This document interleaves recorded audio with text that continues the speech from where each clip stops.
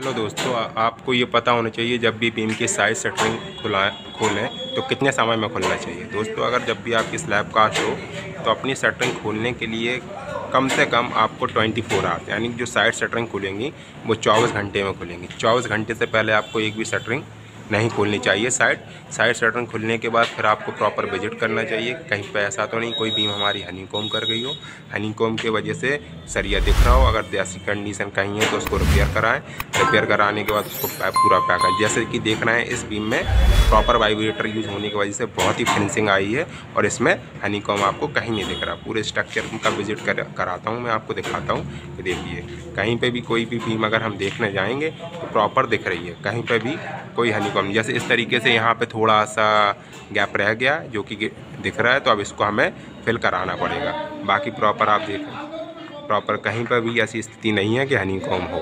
आप देखें प्रॉपर एकदम कॉम्पैक्ट है, कॉम्पैक्ट के साथ फिनिश भी है। तो ये साइड शटरिंग हमेशा 24 घंटे के बाद निकालनी चाहिए। जो कि ये साइड शटरिंग हमेशा ध्यान रखें, ये जो बॉटम शटरिंग होती है, bottom shuttering according to structure, अगर कमर्शियल स्ट्रक्चर बन रहा है और इसकी अकॉर्डिंग टू स्पान, कमर्शियल से रिलेटेड नहीं होता, अकॉर्डिंग टू स्पान होता है। अगर ये स्पान इस कॉलम से लेके इस कॉलम तक का स्पान 6 मीटर से मैक्सिमम है, 6 मीटर से ज़्यादा है, तो इसमें आपको मिनिमम 21 दिन से पहले इसको खोलने नहीं देना है। अगर उससे कम है तो आपको 40 डेज़ लेना है। उससे कम है तो आपको 14 डेज से थोड़ा कम लेना। तो ये आपको दिन ध्यान रखना है कि अकॉर्डिंग टू लेंथ के स्पान के अकॉर्डिंग वर्क करते हैं। दोस्तों, हम आप इस पर एक वीडियो बनाएंगे, आपको बताएंगे कि जब भी कोई स्ट्रक्चर बने तो उसका स्पान कितना हो, तब शटरिंग को आप बॉटम शटरिंग को खोलने दें। आपका सपोज मान लो ये शटरिंग है स्लैब शटरिंग, ये स्लैब शटरिंग पहले खुल जाएगी, बट ये जो बीम शटरिंग आप देख रहे हैं ये बाद में खुलेगी, क्योंकि बीम शटरिंग को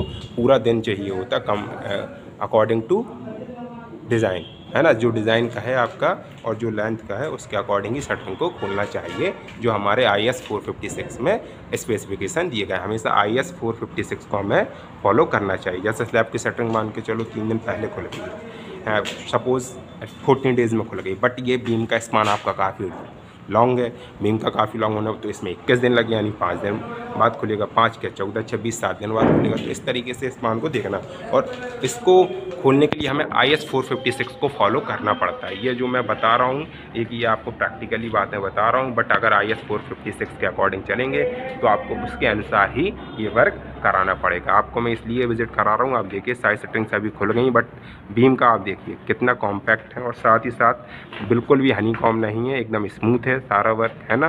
तो आपको इस तरीके से मैं पूरा विजिट करा रहा हूँ आपको। इवन जो बॉल पर भी बीम है, बॉल के ऊपर बनी है, वहाँ पे बॉटम नहीं लगा होता, तो वो भी आप देखिए पूरी फिनिश से इस तरीके से है ना। इस स्ट्रक्चर में 4 विंडो दी गई हैं, इस तरफ 1 विंडो 2 3 और वहाँ पे स्टेयर चली गई, वो इस तरीके से उधर भी विंडो दी गई हैं। तो ये पूरा हॉल है ना। ये 5000 स्क्वायर फीट का पूरा हॉल बना हुआ है। इसमें कॉलम साइज़ की बात करूँ तो कॉलम साइज़ इसमें डिफरेंट के हैं। 18 बाई 24 का है, 24 बाई 24 का है। जैसे ये कॉलम देखिए आप, ये जो है 24 इंच कॉलम, ऐसे में 24 इंच कॉलम है। 24 इंच के साथ ही साथ इसमें कॉलम का डायमेंशन यहाँ पर 18 यानी 18 बाई 24 का ये कॉलम है। जितने भी सेंटर में कॉलम है सारे 18 बाई 24 के कॉलम है। 18 बाई 24, 18 बाई 24 ये भी है, 18 बाई 24 ये है।